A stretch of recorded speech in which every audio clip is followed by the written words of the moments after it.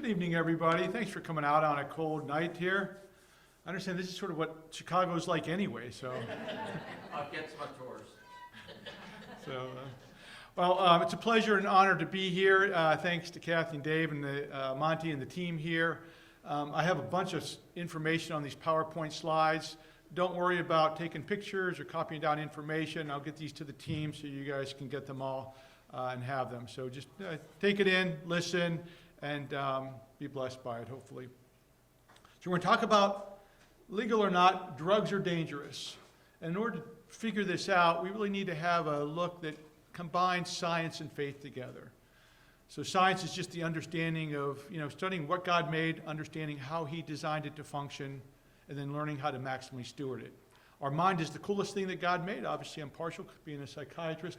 But we need to take a look at science and faith together to understand addictions and then put these, understand the substances a little bit more clearly. All right, this is my wife, Martine. We've been married for 32 years. We have 3 daughters, 2 sons-in-laws. This past August, we became grandparents to our little Juliet Joy, Juju. So I'm big poppy now. And I'm passionate about reigniting Jesus' behavioral health revolution. To me, Jesus came to start a behavioral health revolution. People were suffering. He had an incredible countercultural, revolutionary message to set people free, to heal the brokenhearted, to give people abundant life. And it's a behavioral health revolution that we're called to continue. Love my family, anything with a ball. Ocean City, New Jersey, where we live, at the beach. Ice cream, and I love pickleball. Any pickleball players in the audience? Pickleball, yeah, great sport. Get out and play. All right, so why and what is a Christian psychiatrist? Ever since I was 5 years old, I was always interested in decision making. Why do people make the decisions that they make? And I've just been blessed. God's just put me in great opportunities for education. Worked for a lot of different healthcare agencies and leadership positions, been able to put Christian treatment centers around the country, combining faith and science, trying to figure out decision-making as my area of expertise. So you need to understand the spiritual principles and the psychological principles of our mind and how God designed our mind to work to be able to put those together to really help people function and help them understand why they do the things that they do. I've been to Iraq, Uganda, Kenya. I went to Poland in 22 after the start of the war to help Ukrainian refugees there.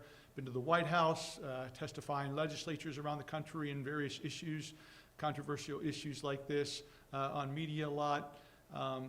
Been able to start a very unique treatment center called Honey Lake Clinic down in Florida. So if you have any people that are struggling, go to our website. You'll find some great information and testimonials there that are very encouraging and uplifting, as well as call the number, and our admissions office can help with finding either Honey Lake Clinic as a match or someplace else. Then I work with the American Association of Christian Counselors, or the biggest Christian behavioral health organization. So if your church is looking to put in some services in the church to be able to help people that are struggling and help discipleship, mentorship, the AACC has great resources that are fairly inexpensive to train lay people how to be disciplers, how to be mentors, how to be shepherds to people that are struggling with behavioral health issues. My own story, as Dave alluded to a little bit, I'm not quite 1 year old. This is my first Christmas. I'm a January baby, so this is somewhere before my first birthday. This is my first documented beer. This isn't why I became an alcoholic. I had many other issues that in my life. I was a stutterer, a bad lisp as a kid, got made fun of, bullied, hit in the back of the head, get the words out kind of thing, people finishing your sentences.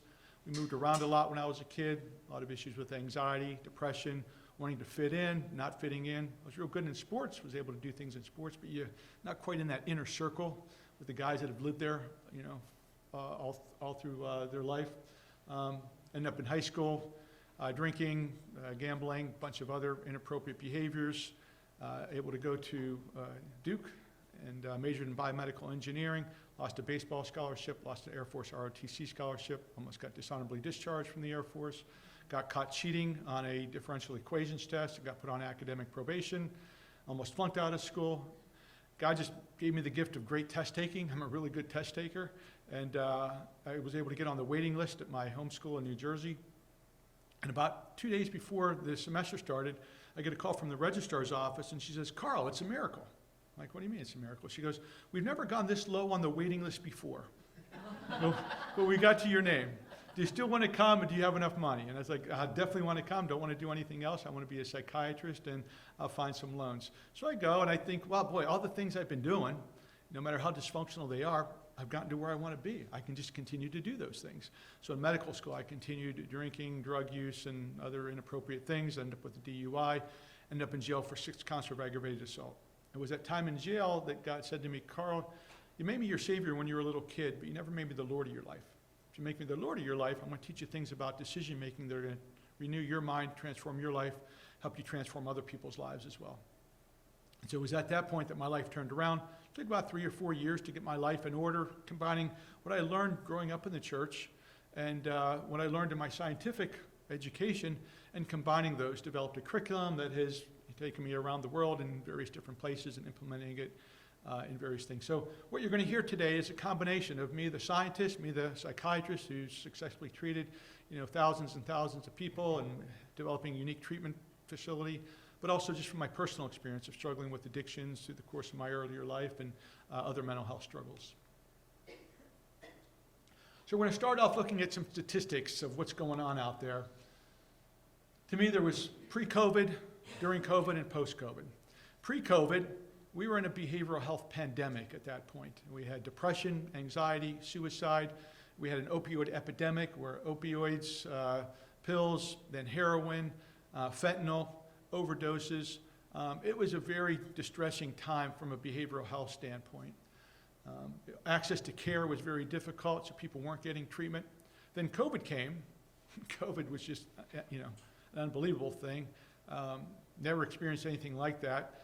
Maybe the Depression was something in World War II, but before our time.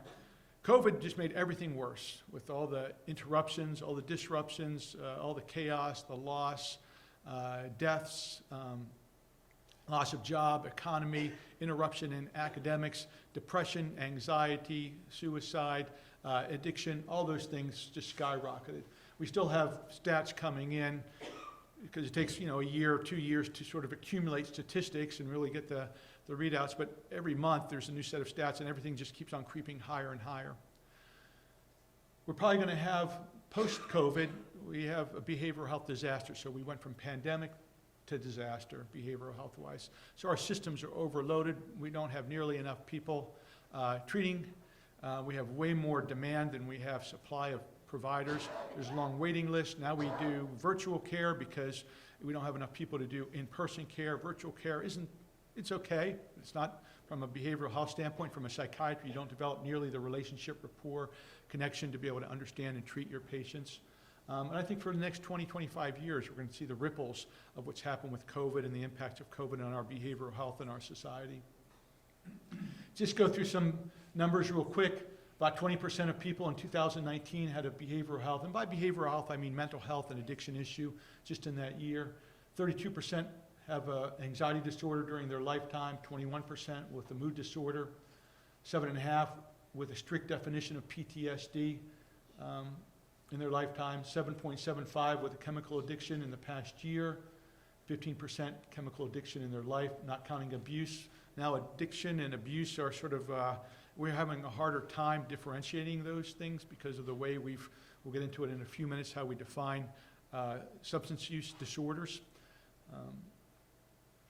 2022, we had the most overdose deaths ever at 109,000. Back in 2011, there was a study done, and they found that 47% of people in that year, 2010, adults had an addiction, and the addiction was alcohol, nicotine, drugs, exercise, shopping, gambling, internet, and work. So one of those elements, 47% of people, that didn't include the most common substance addiction, which is caffeine, or pornography, which is the most common process addiction. Obesity, and now in the last 10 or 15 years with the internet and social media and internet gaming, those are significant addictions as well. 46% of people will have a lifetime prevalence of a major behavioral health issue, something that interrupts their functioning. 39.4 will have a mental illness, 19% or 16% will have a substance use disorder.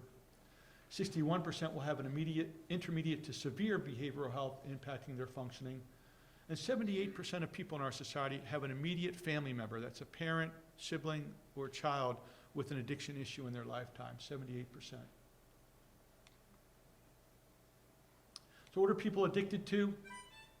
Lifetime addiction, and this is more severe addiction, not counting just abuse and misuse, but just addiction. Alcohol, 13%, illegal drugs, 9%, marijuana, 6.5%, prescription meds, 6%, nicotine, 21% still, caffeine, 32%, shopping, gambling, hoarders, pornography, which is the biggest industry in the world, and the most common behavioral addiction. We don't really even know those numbers. Work, another addiction. Control, power, approval, other addictions that people struggle with significantly that then lead to the substance addictions. And then comfort. 100% of us, we all struggle with comfort. We're all addicted to comfort. All the things we do are basically how do we make ourselves more comfortable? How do we distract from our discomfort or ease and soothe our discomfort? That's why we call it self-medicating. Addictions self-medicate. They soothe or anesthetize our discomfort. All right, so this is for 2022. The CDC in Atlanta, Center for Disease Control, they list the top causes of death every year. The top three are usually this grouping of cardiovascular disease. In 2022, it was 700,000. But if you take out obesity, which is a food addiction, it brings it down to 400,000. Cancer is about 600,000, 608 in 2022. But instead of grouping all cancers together, that's like putting all mental health issues together: anxiety, depression, PTSD, overdoses, suicide, cutting, schizophrenia. We don't put them all together, so we shouldn't put all cancers together. So lung cancer is the most common cause of death of the cancers. That's 170,000. Unintentional injury, 219,000. Those are accidents. In 2022, COVID was at 186. But the real causes of death in the United States, if you really dig below the numbers, addiction is at 950,000. 950,000. So when we look at those overdoses of about 109,000, we look at alcohol about 100, maybe 120,000. We look at nicotine's about 400,000. Look at obesity, food addiction, about 300,000. Equals about anywhere from 900 to 980,000 people.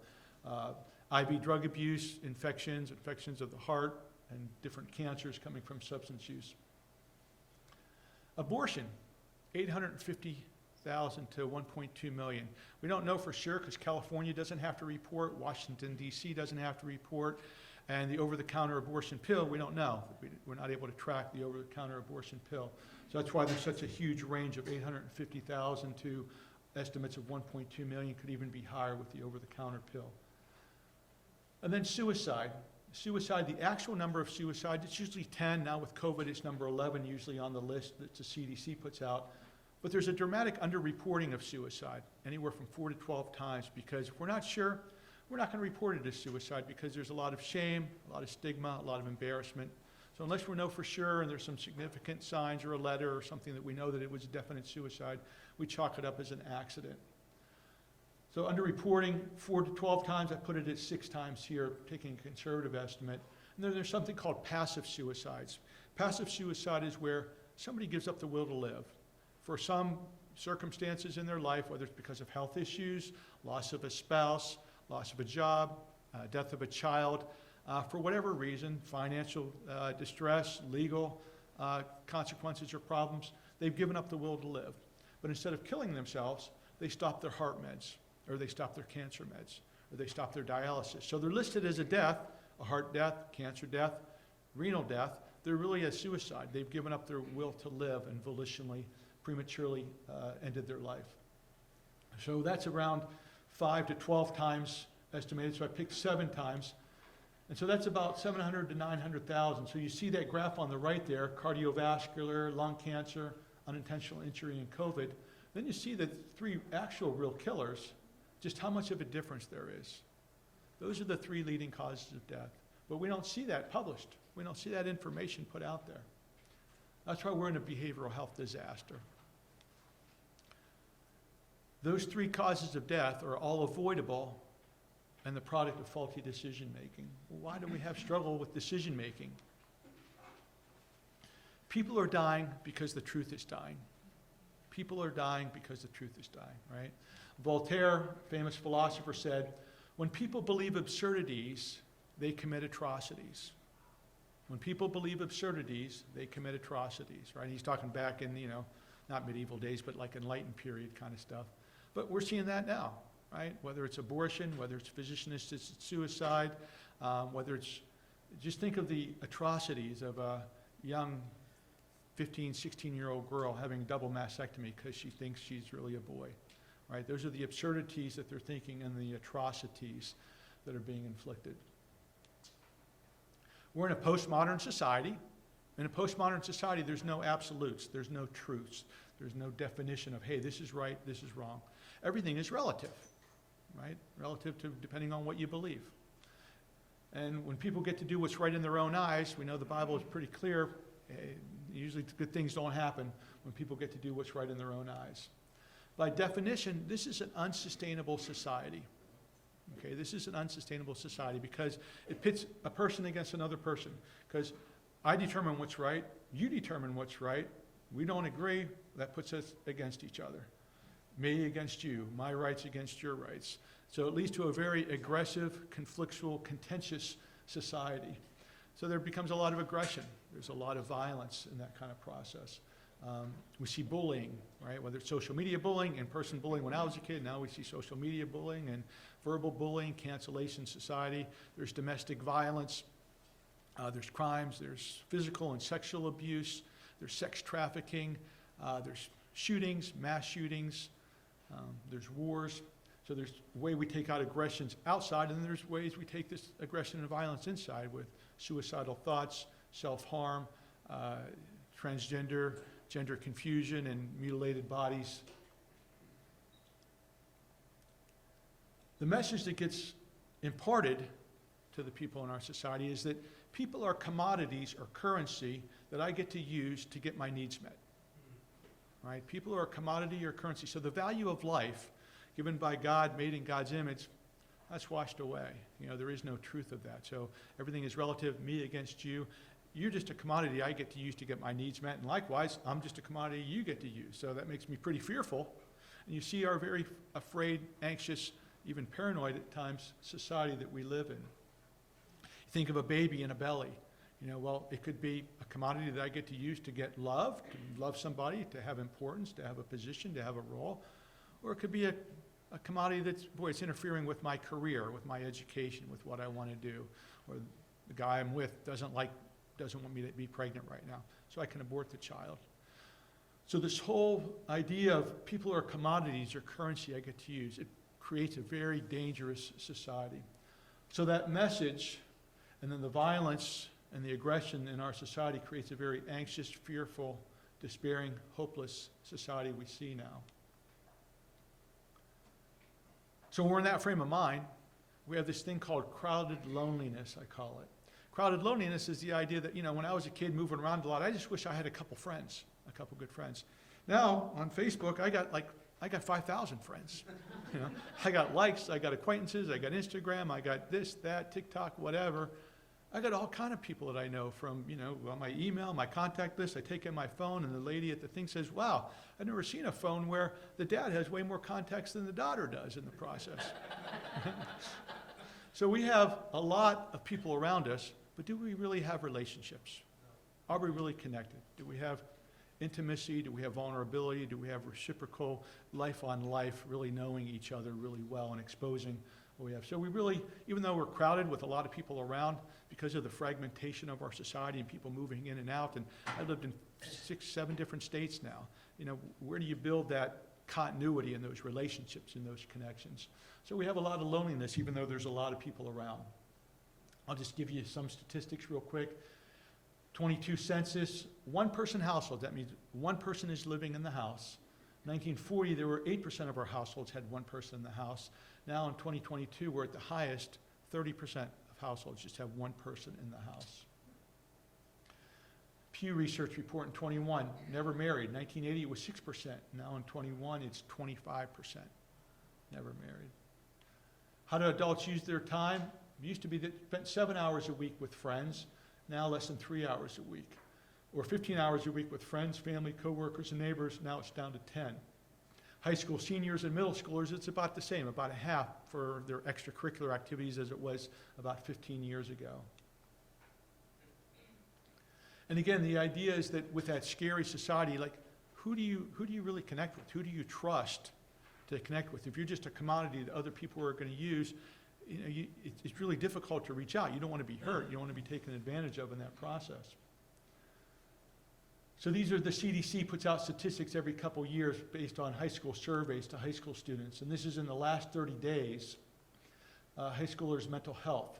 And you see in the graph there all these different categories I'm going to bring up. The pink bar is girls and the dark blue bar is boys. And you see the girl to boy ratio is 2 to 1. 2 to 1, the severity of our girls versus boys. So 42% have persistent feelings in the last 30 days of sadness or hopelessness impairing their functioning. Girls, 57%, guys, 29%. So we're going to see this throughout, 2 to 1, 2 to 1. So sad. Experience poor mental health. Seriously considering suicide. In the last month, 30% of our girls seriously considering suicide in the last month. Made the suicide plan, 18%. Total, 24% of our girls. Suicide attempt, 13% of our girls. Medical treatment for suicide attempt, 4 to 2. And the amount that need treatment, or that got treatment. And only about a quarter to a third of people that should be treated are getting treatment just because of access or stigma or shame. So why are girls way more than guys? Well, if we go back to that message and our violent society and people being commodities, we're in a hypersexualized world, right? And so women are seen often as sexual vehicles, sexual commodities, toys, playthings. We see it in our movies, we see it in our art, we see it in all our media all around. So girls are growing up in a world where they're getting the message, hey, we're commodities, everybody's a commodity that people get to use. We're in this hypersexualized society. So to me, I believe girls are wondering, who's going to protect me? Who's going to guard me? Who's going to step up? Where are the guys in this? Then, we call it maternal instinct. We don't call it paternal instinct. We call it maternal instinct. Women are the ones that are most protective of their kids. Well, who's going to protect me, but who's also going to protect my child? You know, who's going to protect our children? So we have birth rates that are lower than they've ever been in such a long time. We have people not getting married, people waiting to have children. I think there's just this fear. There's this anxiety, this violence in our society. So when we have all these things going on, when this is the mindset that we have, this is how we feel, this is sort of the scaredness, the anxiety, the hopelessness, the despair. Nobody likes that. So what do? We self-medicate it. We want to get rid of it. We want to blot it out. There's healthy ways to do that, but healthy ways often take a lot of learning, a lot of practice, a lot of discipline. Or there's really short fixes, quick fixes to do it. And so now we run into substances. So I'm going to go through a couple different substances and try to hit them just a little bit here, opioids, marijuana, and then we'll do the psychedelics. So opioid history, poppy plant has been around for thousands of years. Rituals bring joy. Around 500 BC, Hippocrates in Greek and Sumerians started using it medicinally. 1804 was the first time morphine, which is a naturally occurring part of the poppy plant, was isolated. Found it to be a great anesthetic, pain reliever, and it was used in wars through the 1800s, but found it had a very high addiction potential. 1832, codeine, which is the other real natural part of the poppy plant. So there's 3 types of opioids. There's natural opioids, there's synthetic, which are fully made in a lab, and then there's semi-synthetic. So they're taking part of the either codeine or morphine and then manipulating that in a lab to make what's called a semi-synthetic, part synthetic, part natural. So morphine and codeine were the first, were the natural ones, and that was used in the late 1800s for anti-cough and anti-diarrheal medications. And then since then, 1874 till present day, we've had, they are trying to always refine opioids to figure out, can we make it less addictive and more potent? They've been able to make it more potent, they haven't been able to make it less addictive. We've been able to actually make things more addictive other than buprenorphine. So 1874, Heroin was made from morphine. And then here's a bunch of different ones that, here's the chemical names and some of the brand names: oxymorphone, oxycodone, hydrocodone, hydromorphone. Demerol was the first synthetic opioid that was made totally in a lab. All those other ones came from manipulating either codeine or morphine. And then Demerol was the first one where just in a lab, scientists made an opioid. Then came methadone, and then fentanyl in 59, buprenorphine in 72.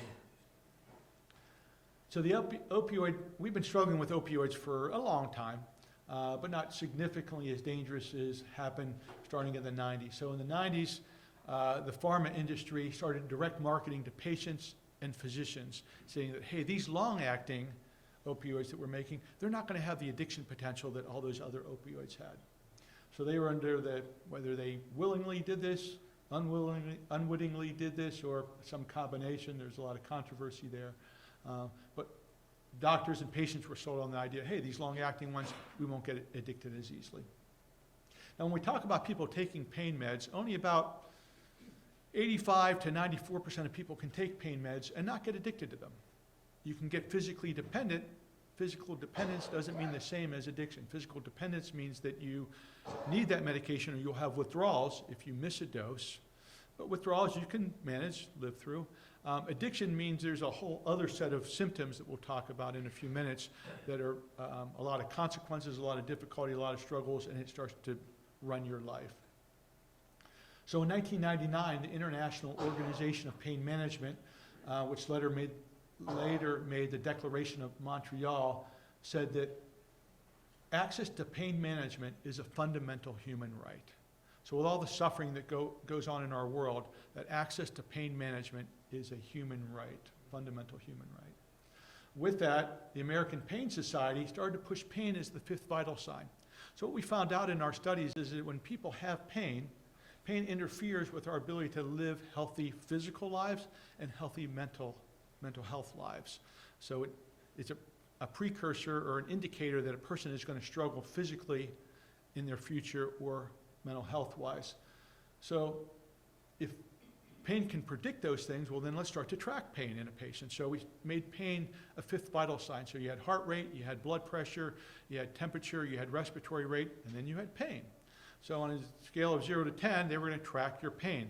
And with the idea then that and then JCAHO, Joint Commission Accrediting Hospitals and Organizations, which all hospitals go through JCAHO accreditation to be able to function and accept Medicare and Medicaid funds, they accepted pain as the fifth vital sign.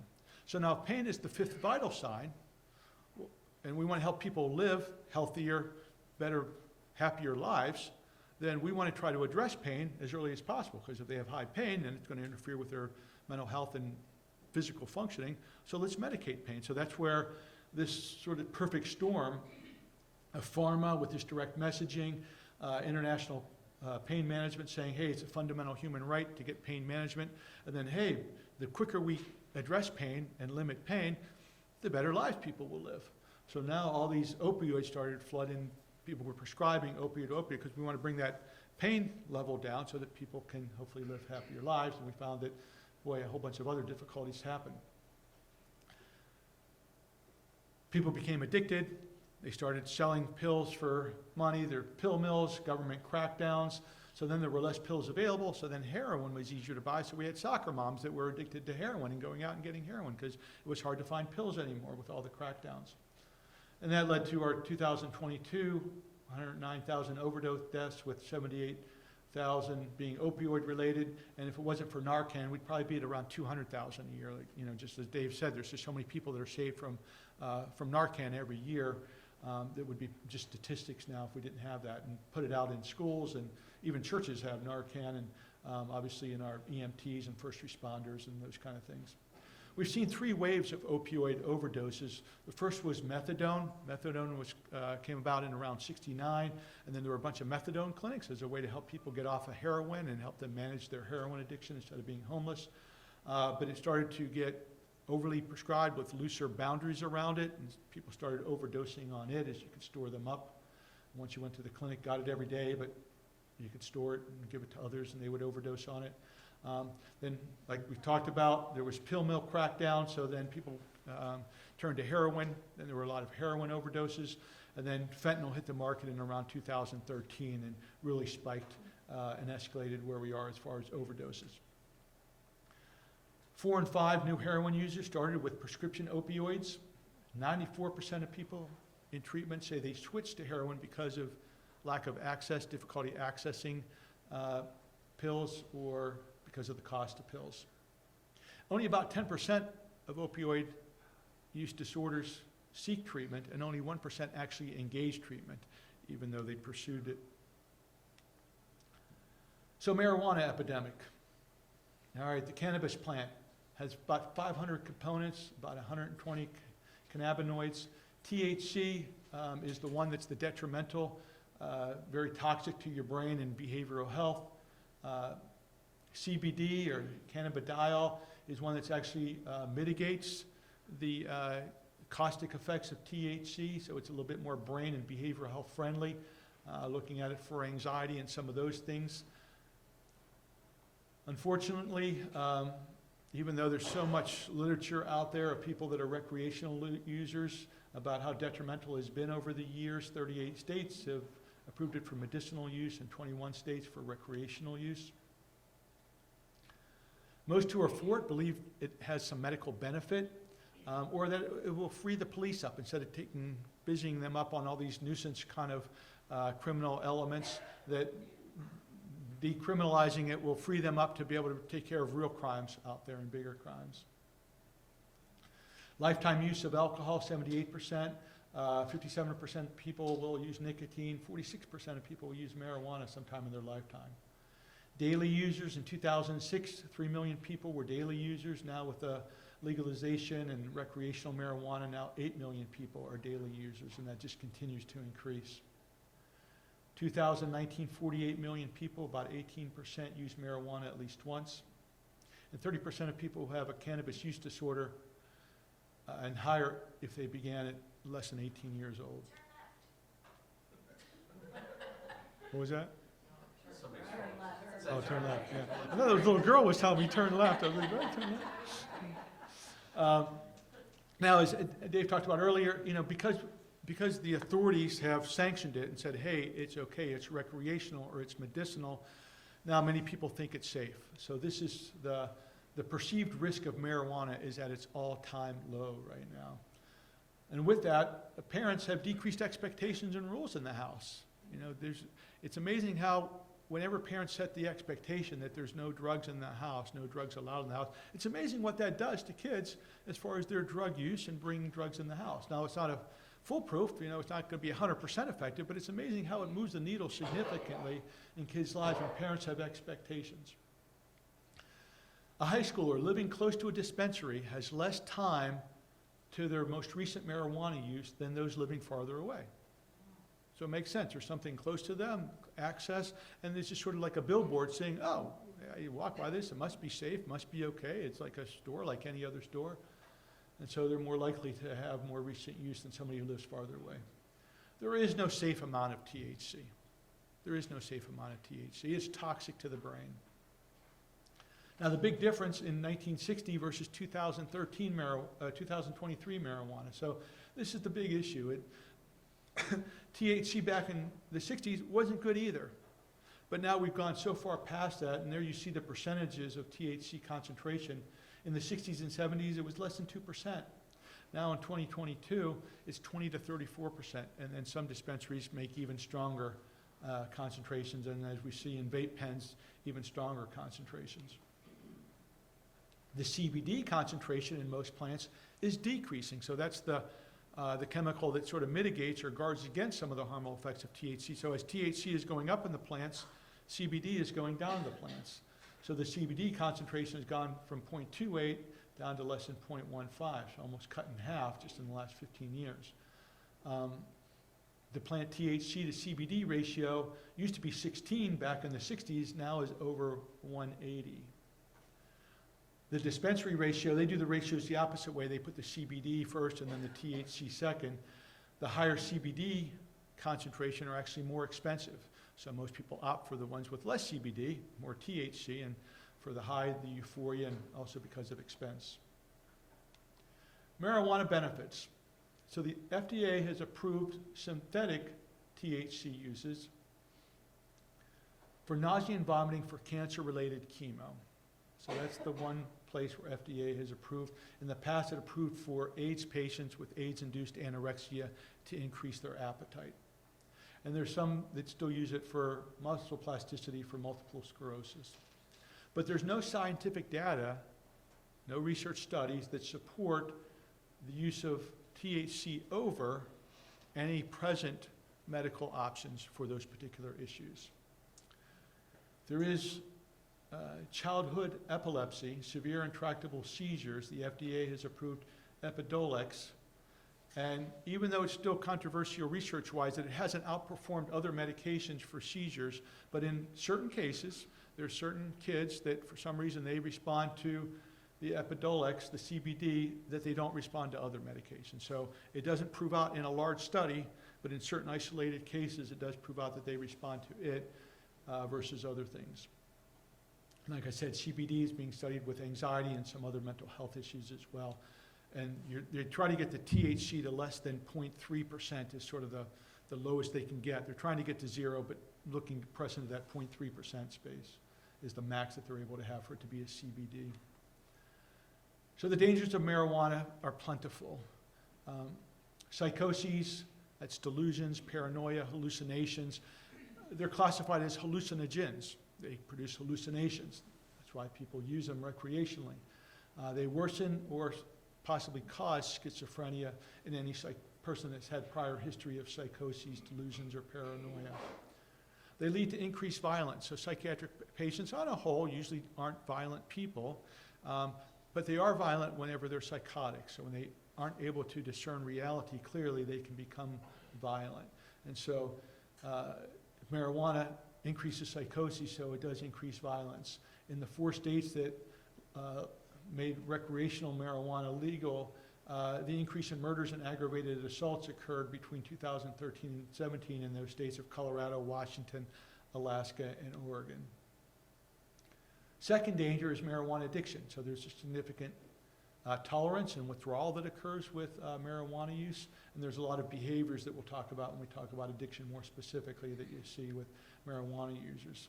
6.5 people that have alcohol, 6.5 drinkers use daily, whereas 20% of marijuana users use daily. Many 15 to 25-year-olds, males are using marijuana in video games and dropping out of school at alarming rates. The numbers between amount of girls that finish college and number of boys that finish college are just getting farther and farther apart. I had a patient at Honey Lake Clinic who, an Asian guy, first generation immigrant, and awkward socially, had difficulty fitting in, found video games, started playing video games and using marijuana, video games and marijuana, ended up dropping out of school, and he started getting psychotic because of the marijuana, and he was hearing voices that were telling him in order to get to this high level in the game, he has to either have sex with somebody or kill somebody. Didn't want to kill anybody, so I said, okay, I'll try to have sex with somebody so I can advance in these games that he's playing. He's awkward, difficulty socially. He tries to date a couple girls. It doesn't go out very well, not comfortable. Initiating any kind of sexual activity is very impossible for him. So he goes back home, over a couple months, and, the delusions and the voice is still pushing, had to kill somebody. He ends up going to the kitchen, grabbing a knife, and stabbing his mother. She deflected, she got stabbed, and significant injury to her shoulder and neck. She picks up a golf club that was in the entrance area, swung at him to get him away, and gave him a lot of damage to his shoulder, broke his arm. So he came to our clinic to get off the marijuana and to just deal with all the chaos that happened in his life. So much remorse, regret, shame, humiliation, and something he has to live with for the rest of his life. Marijuana, a gateway drug.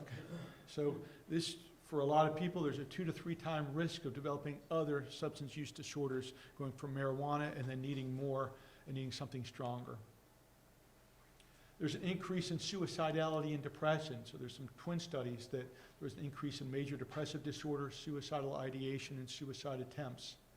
As they look at all the different data from research on people that use it recreationally with heavy and chronic use, increase in suicidal ideation, suicide attempts, and deaths from suicide. In those states that have legalized recreational marijuana, looking at the suicides, in the toxicology reports, 8% of people of those suicides used to have marijuana in their system. Now 23% have marijuana in their system. So is it causal? Is it contributory? That's a big jump, going from 3 times the amount, 8% to 23% in their system. Significant increase in anxiety disorders and panic attacks, having bad trips. This is often why they go to the emergency room. They think they're having a heart attack or they're going to die because of the anxiety, because of the panic, or the people are after them with some paranoia. There's significant neurocognitive decline in people that are using marijuana, the way it affects the memory, concentration, prefrontal cortex, the hippocampus, especially in those that are using in their teen years to 25, as our brain is still significantly developing. There's an impact of IQ by up to 8 points of decrease in IQ for people that use regularly. There's a person who has a dispensary that says that even 25, he would advocate for, and this is the person who sells marijuana, he would advocate for changing the age to 40, making the legal age for marijuana 40 to get medicinal marijuana, because of the people that he has seen, young adults that he has seen come in their 20s and 30s, and how over a couple years, how disheveled, how chaotic, their concentration, their focus, their ability to take care of themselves just continues to deteriorate. He thinks it's their ability to think clearly, make good decisions, maintain their jobs and those kind of things. So even though he makes his living by it, he would rather hold off until 40 to sell it. There's decreased motivation, focus, memory, a lot of apathy. Isolation occurs then when you struggle in those areas with anxiety, with depression, psychoses, neurocognitive decline. You're going to have less connections, get out there less, less friends, less involvement in activities. That leads to stunted personal, educational, and professional development. So they're less likely to graduate high school, enroll in college, or finish college. Decreased productivity, hard to hold a job, keep on bouncing from job to job, so financial stability is difficult. Then there's a lot of medical issues that occur. There's a significant increase in marijuana-related ER visits and hospitalization, 54% increase in ER visits and 101% increase in hospitalizations for marijuana-related medical issues. Most often it's cardiovascular with increases in blood pressure, heart rate, hypertension, chest pain, arrhythmia, and vasospasm. Another danger is DUIs that we were talking about earlier. 3 hours after smoking, even longer with edibles that are in their system. For the first couple years after Colorado approved recreational marijuana, it cost them $5 for every $1 that they got in taxes for just all the different impacts that marijuana had on their systems. So marijuana, THC, it should be legalized. I mean, you would think we would have learned from the 60s, 70s when it was an even weaker product. Now that it's even a stronger product, hard to believe that we're still considering it. All right, psychedelics. So psychedelics are sort of the new. There's opioids, there's marijuana legalization. Now we're, the world of psychedelics. So psychedelics are the class of substances known to produce alterations in consciousness and perception, but also it makes the brain more plastic. So that's sort of the, trying to figure out, making the brain more plastic means the brain is malleable, brain is able to change. That's a good thing, able to change and go from a dysfunctional, injured, broken brain to a better brain. It's also bad because you can take a good brain and make it more dysfunctional and injured. To me, a foundational skill as a psychiatrist, both in my personal life and as a psychiatrist, is you need to be able to see life clearly. You need to be able to see your situations clearly, be able to think clearly, to process them. So eyes that see, ears that hear the truth will set us free, to have godly lenses, a godly perspective. By definition, psychedelics distort our consciousness, our ability to sort of navigate and process and be fully alert, and it distorts our ability to perceive things accurately. In order to make good decisions, we need to perceive accurately and have as tip-top processing as possible, and psychedelics interfere with both. So 59 Psilocybin was developed. It was legal with LSD. Timothy Leary, a psychiatrist that was big in the 60s movement. Anybody ever see the Jesus Revolution movie that was just out? Okay, they had Timothy Leary up in the beginning talking in Southern California. So Timothy Leary, the big Timothy Leary movement back then was psychedelics, and psychedelics creating this new freedom, this new spiritual awakening and spiritual awareness, transcendence. The transcendental meditation movement, came out of that. Became so many problems with it. In 1966, the U.S. outlaws production, trade, or ingestion of hallucinogens. Sandoz stopped producing psilocybin and LSD. In 1970, Congress said all hallucinogens are banned, including no research on them. They became a Schedule I drug, meaning high abuse and no medical uses. In 1979, Hoffman, who was the person who isolated psilocybin, which is what's in shrooms, he never advocated for the legalization or medical use of it. In his book, LSD, My Problem Child, he calls them inebriants that decay the human brain. But in 2020, Oregon decriminalized them, meaning that they just wouldn't pursue legal consequences for the use of them. And then Colorado followed suit with decriminalization, and various cities around the country that are fairly liberal in their policies have also decriminalized psychedelic use. And then Oregon also made them legal for recreational use. And as we see, many states are considering whether decriminalization or legalizing recreational use. So there's several different psychedelics. I'm going to talk about 4 of them specifically. There's the classical ones, LSD and psilocybin, and then there's MDMA, which is ecstasy, Molly, and ketamine. So LSD goes by acid, Lucy. It causes the release of serotonin, oxytocin, and glutamate, which is the most prevalent excitatory neurotransmitter in the brain, and dopamine, another excitatory transmitter that is the main cause for hallucinations. When we have excess dopamine, is what causes hallucinations and psychoses. The uses for LSD are very limited, really nothing. It's never been beneficial. There's some recent studies that people are starting to try to use it for alcohol addiction and withdrawal, and they're thinking that maybe there's something there. Studies really haven't shown anything, or potential for anxiety disorders to help people relax and escape some of their anxiety confines. But there's significant dangers of psychoses, anxiety, dysphoria, and confusion. There's increased cardiovascular issues, blood pressure, heart rate, with headaches, and lowering the seizure threshold. So no real pursuit of LSD as any kind of medicinal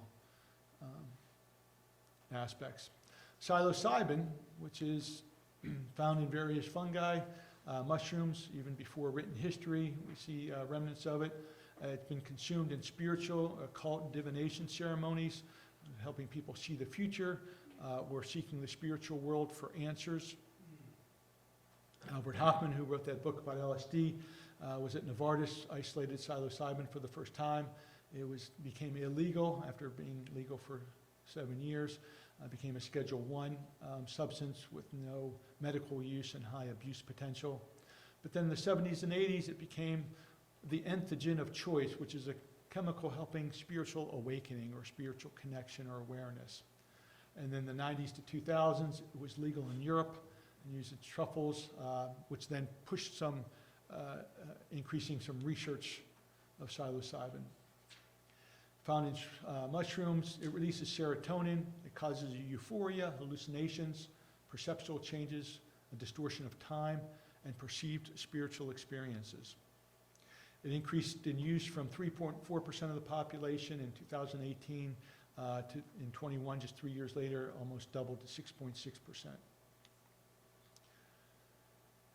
Anytime we look at psychedelics in general, all the studies that are trying to figure out are psychedelics helpful, they're very restrictive studies, meaning that the patients that they pick are patients that have no medical issues whatsoever and have no psychiatric history whatsoever, especially addiction, suicide, psychoses, anxiety, and they don't have any family members with those issues. So they're trying to pick as pristine a population as possible. So as we try to apply these to a broader population, it's hard to extrapolate. So there needs to be certainly a huge amount of studies as to, well, what does this do to a real population of people with medical issues, with psychological histories or struggles in the process, and what are the ethics of pushing something that we know is dangerous, that has been shown for 60, 70 years to be dangerous for people that already have struggles in these psychological areas.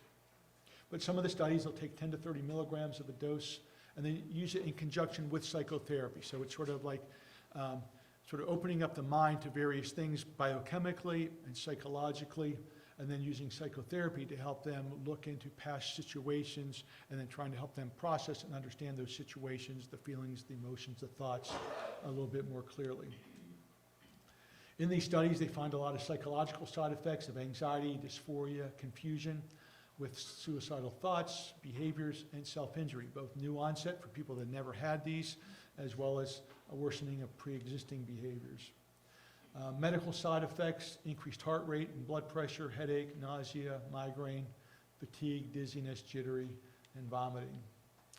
In recreational, so this isn't in studies, just in recreational uses, they then look at various reports and studies of people that use it recreationally in usually higher doses and more frequently. A lot of psychological effects of panic attacks, confusion, violence, dissociation, paranoia, mania, and suicidality. And then medical effects of seizures. With psilocybin, the one beneficial thing, there isn't a physical dependence element to it, like we'll see with the next two psychedelics that we're going to look at. So the next one is MDMA. MDMA is that big long name, ecstasy, Molly. As you see at the end of that name, the last half is methamphetamine. So it is part psychedelic, part stimulant, which releases dopamine, norepinephrine, and gives it some psychotic element. Release of serotonin also pushes psychoses. And serotonin hits the hypothalamus. The hypothalamus releases oxytocin. Oxytocin is the bonding hormone.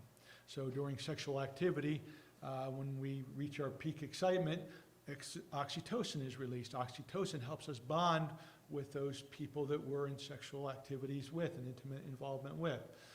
But it also, if you're using pornography for that sexual satisfaction, that's what bonds you to pornography, or the elements of pornography, which becomes, so there's there's obviously a spiritual and a psychological aspect to some of the things we do, especially with pornography, but there's also a physiological aspect to it as well.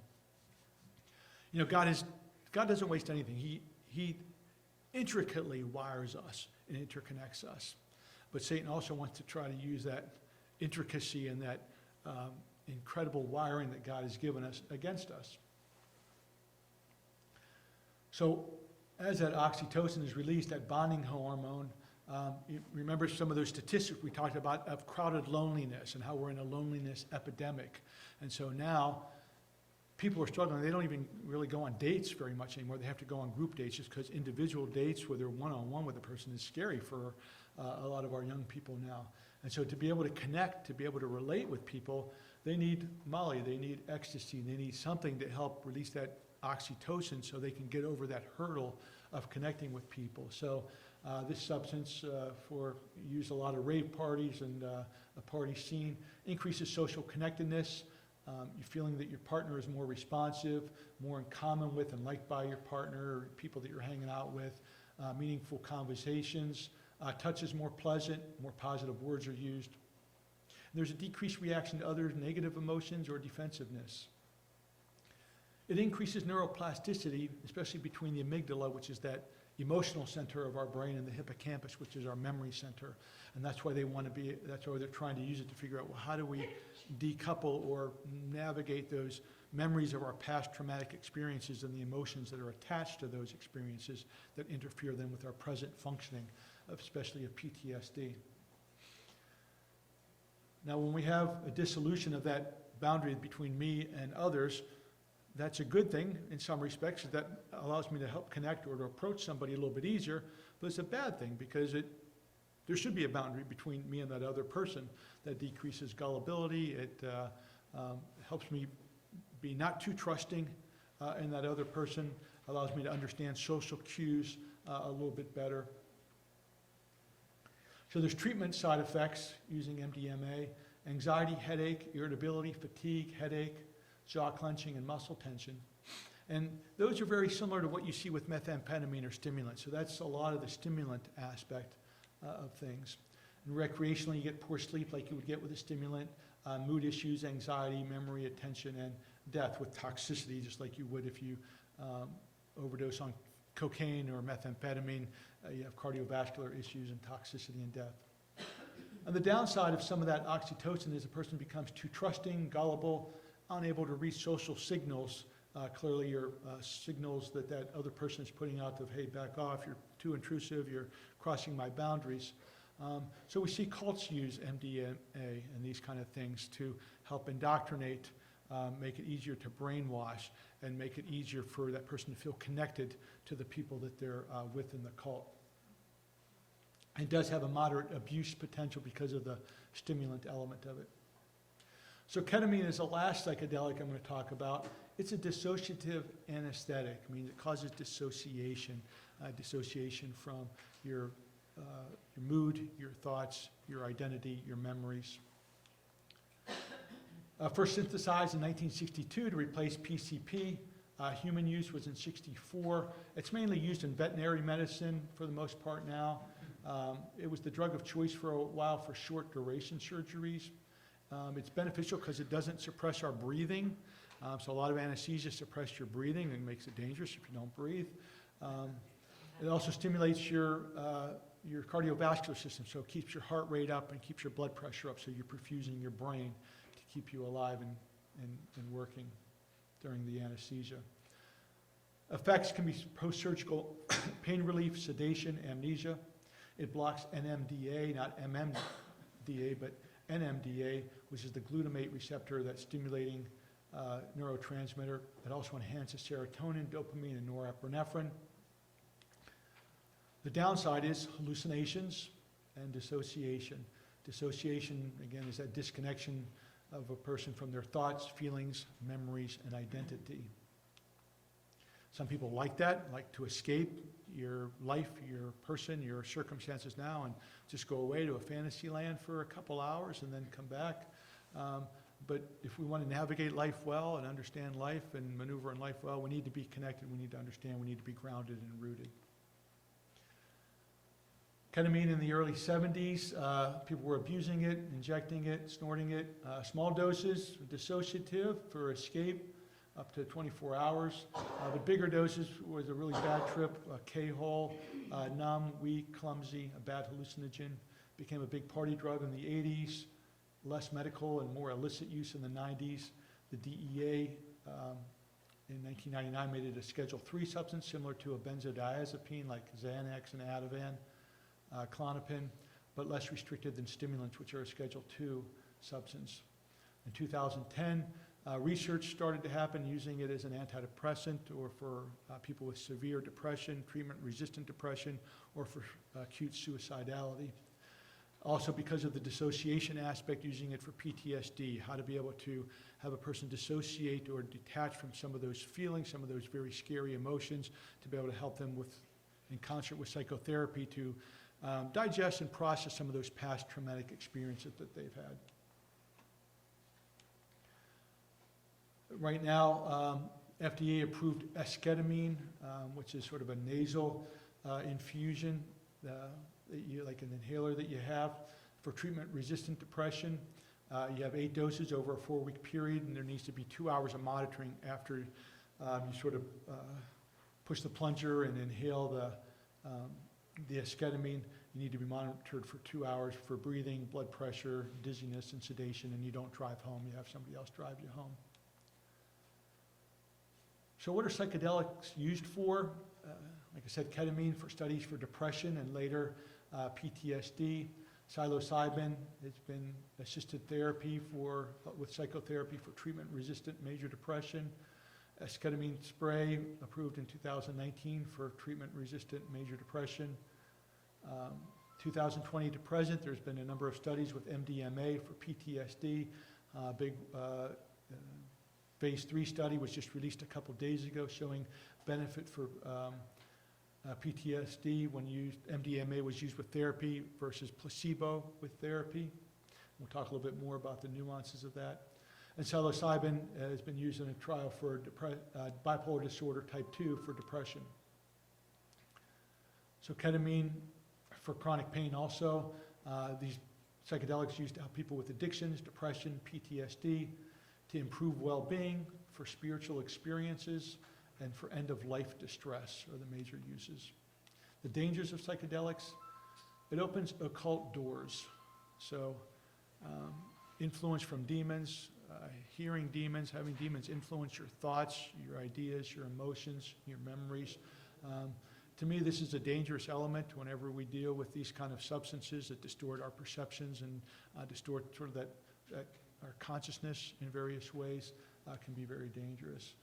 We don't look at that from a medical standpoint because that's sort of a hokey spiritual thing, but it's something that we need to find better ways to look at scientifically.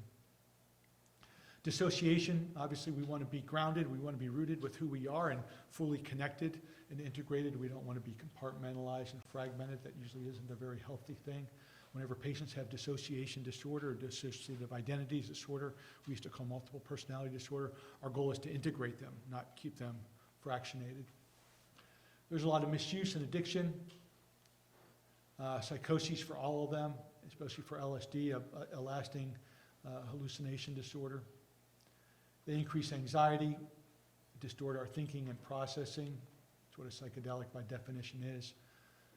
And when used in conjunction with psychotherapy, so that's how they're trying to use them for PTSD and for depression, it creates a very vulnerable place for a patient to be as the lingering effects of suggestibility, mood instability, altered ego structure and understanding of who they are and being able to process their social behavior and philosophical worldview. So in that time period after the infusion or the taking of the psychedelic and the psychotherapy, through that, both the psychotherapy session and the several hours afterwards, it leaves them vulnerable to possible sexual exploitation, cults, factions, or philosophical brainwashing, depending on what the therapist's bent was. And then for older patients, possible financial exploitation as part of that therapy process, supposedly. Brain damage as chronic use only shows a negative impact whenever we study people that have substance use disorders and we look at their use of psychedelics, all we ever see is bad things. So even though these studies have a very short time period of 2 weeks, 4 weeks, 6 weeks, we don't see they're with a very pristine patient population that they're being studied with. When we see in the general public and we see significant use, all we ever see is negative impact of these psychedelics. Relationally makes people very open when using, and then they're disappointed when reality hits. There's boundary issues, gullibility. They're not able to read social cues as easily when they're under the influence, and then afterwards wondering, what is their ability to really understand social cues. Ketamine was used as the date rape drug, now Rohypnol, and just for everybody to always remember, alcohol is the most common date rape drug. It reinforces the need to escape for relief whenever we're using psychedelics in a therapeutic role. And it ignores the true therapeutic avenues of psychospiritual work. So what we do at Honey Lake Clinic is we help people understand psychologically and spiritually what's going on and bring them to a deeper connection with God, deeper connection with themselves, that I think what these psychedelics are trying to get with people, we can do that through appropriate community and psychospiritual interventions. All right, so now we're going to transition to talk about addictions a little bit. Addictions often are a scary, mysterious, complex thing, just like when Dorothy comes back, she gets the broomstick from Melts the Witch and comes back in, and she's overwhelmed. Wow, in order to get to the promised land of Oz, we got to go through the wizard, though, and they just want to run, they're scared, and Toto just pulls back the curtain. Wow, it's not as dangerous, complex, mysterious as we thought. So I'm just going to try to pull back the curtain on some just addiction elements just to help us understand some basic psychological and spiritual principles. All right, addiction. Who thinks it's a sin? Who thinks it's a disease? Who thinks it's a psychological defect? Who thinks it's all three? All three, yeah, good. So we don't have to waste too much time on that. All right. All right, so a person's usually struggling, and the pastor says, hey, it's sin, you got to have more faith. And the doctor says, hey, it's a disease, take your medications. And the therapist says, it's a psychological defect. Tell me about your mother. And the patient's like, hey, look, I prayed, took my meds, I love my mother, but I'm still struggling. I still got addiction, depression, anxiety, whatever. But still have their addiction. So we're going to look at SPECT scans. Anybody ever heard of Daniel Amen, Dr. Daniel Amen? Psychiatrist, Christian guy, he's on PBS all the time. He's the guru of the world of SPECT scans. SPECT scans are special CT scans of the brain. This is looking down at the brain from a bird's eye view. The back of the head is at the top. The face, your front is at the bottom of the picture, so looking down from the sky.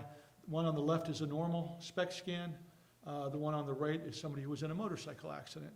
So they have a brain injury. Now those aren't holes in the brain, there's actual tissue there in the brain, but they're not absorbing radioactive sugar, usually is what they use. They're not absorbing that as quickly as they should, so it comes up dim or lower perfusion.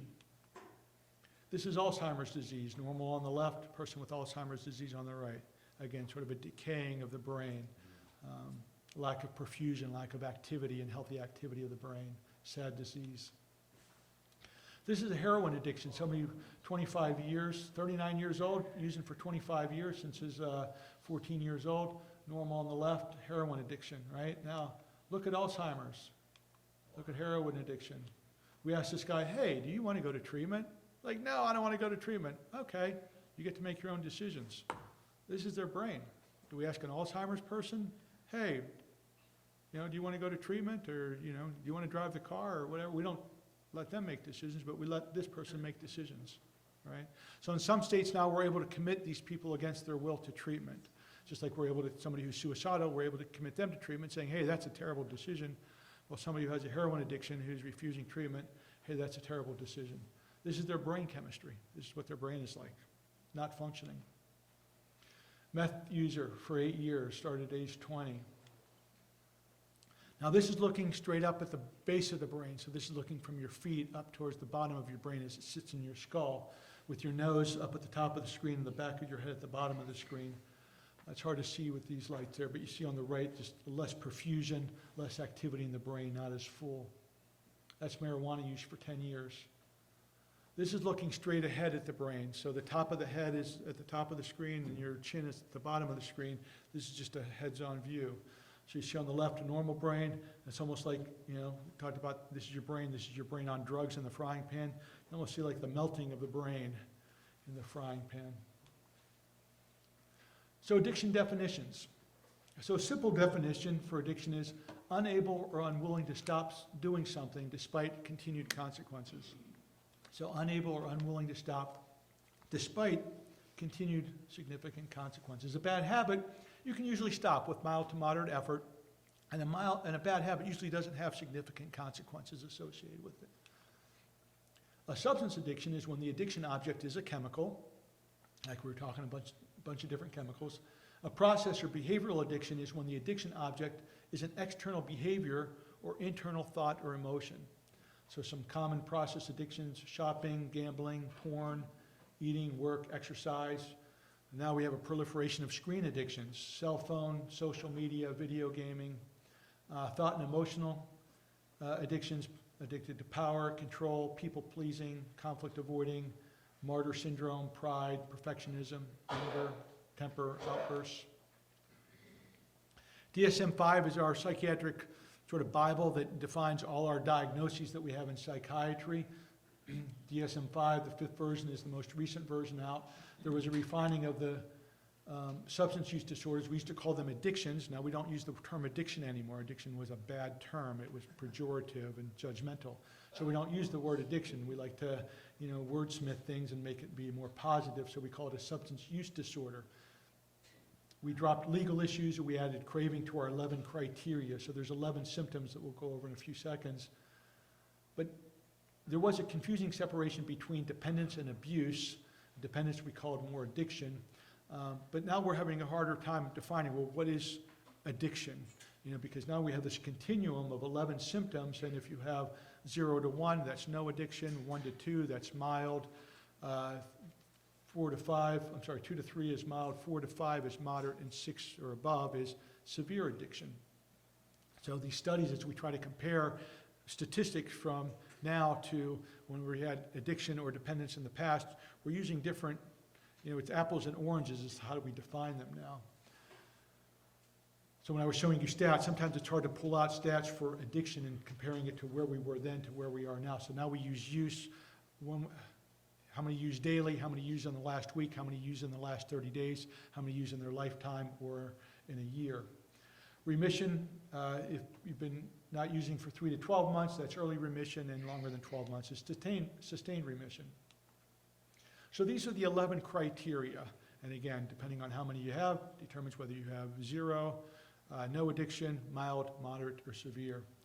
So when a person uses larger amounts or for a longer period of time than they intended, they've made efforts to cut down but are unsuccessful. They spend a significant amount of time either obtaining, using, thinking about, or recovering from the substance. There's cravings or urges to use, or they have dreams about it. Substances replace social, occupational, or recreational activity, so it's starting to rule their life. It's starting to take over their life. Continued use despite danger or consequences, physical or psychological, and I would say even spiritual consequences, and they still continue to use. It interferes with functioning at work, school, and home.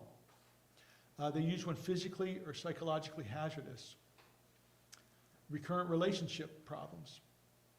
High or increased tolerance, meaning the same amount doesn't get the same effect, so you either need to use a higher amount or increased amount. And then withdrawal, meaning when you stop using, you actually have some physiological or psychological downside whenever you stop using, usually in the first 1 to 4 days. The American Society of Addiction Medicine, this is a group of physicians. They can be psychiatrists, could be a primary care doc, could be surgeons, could be an anesthesiologist. There's a bunch of groups of various different specialties that got together to form the American Society of Addiction Medicine. And this was their definition in 2011. Addiction is a primary chronic disease of brain reward, motivation, memory, and related circuit.